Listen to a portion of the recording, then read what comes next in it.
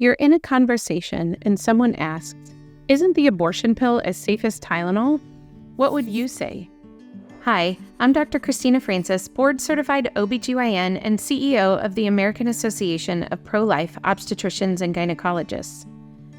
The abortion pill, a nickname for the two-part regimen of the drugs mifepristone and misoprostol, is the most common method of induced abortion today. It is used to end the life of a preborn child up to 70 days or 10 weeks gestation. The first drug, mifepristone, works by disrupting hormones that allow the uterus to nourish a growing baby. Without these, the baby dies, and with the use of the second drug, misoprostol, the baby and other pregnancy tissues are expelled from a woman's body. This process, also called a medication or chemical abortion, accounts for over 60% of abortions today, and it is often treated as a routine and safe procedure. Some people have even compared it with taking Tylenol for a headache. Abortion giant Planned Parenthood claims it's even safer than Tylenol. Is that a good comparison? Absolutely not. And here are 3 reasons why. Number 1, mifepristone is not used to end a headache, it is used to end a life. The purpose of Tylenol is to relieve pain. The purpose of mifepristone is to end a pregnancy so that it does not result in a live birth. In other words, it ends the life of a developing baby. If the medication is successful, someone always dies. That is the furthest thing from safe. We need to remember one question first and foremost when discussing abortion. What is the preborn? Almost all arguments for abortion either sidestep this question or assume that a preborn baby is something other than a human individual with a right to life, perhaps just a clump of cells or a bit of tissue.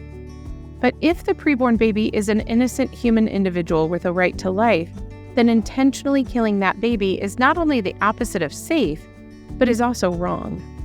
Abortion is not some routine form of pain relief. Don't let anyone pretend it is. Number 2, even for the mother, the abortion pill is not as safe as Tylenol. The claim that mifepristone is as safe as Tylenol is based on the total number of hospitalizations for each. But merely comparing total hospitalizations for the abortion pill versus Tylenol or other over-the-counter pain meds is terribly misleading. That's because so many more people take Tylenol than abortion pills. Over 60 million Americans use acetaminophen, the active ingredient in Tylenol, on a weekly basis.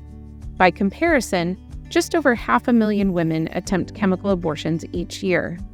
A basic knowledge of math suggests that if the 2 medications are compared, it must be on a per capita basis.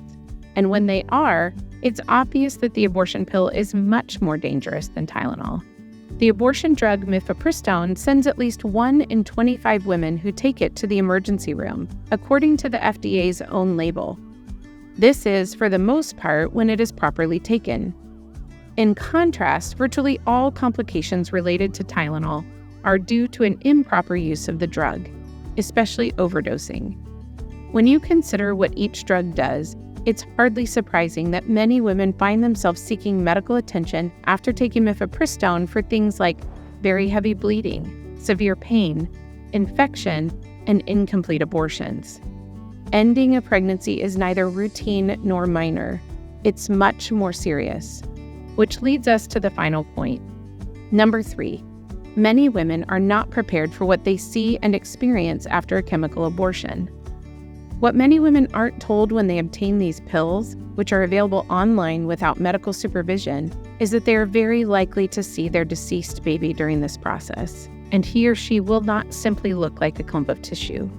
At 10 weeks of pregnancy, which is the official upper limit for the abortion pill, a developing baby is typically around the size of a grape. At this stage of the development, the baby has visible arms, legs, and eyes which are clearly recognizable. Here's how one woman named Elizabeth described her experience. The worst part was that nobody told me that I would actually pass the entire amniotic sac hole, that I would hold my dead baby, that I would see his eyes and his fingers. They told me that I would just see clotting and heavy period blood. They lied to me.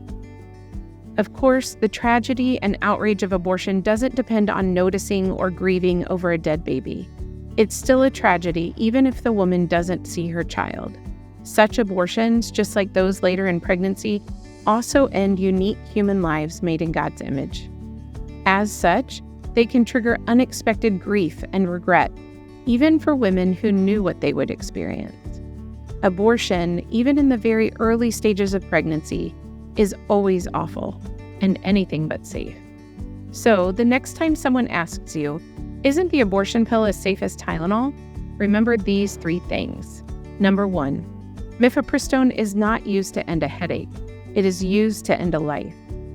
Number 2, even for the mother, the abortion pill is not safe, and certainly not safer than Tylenol.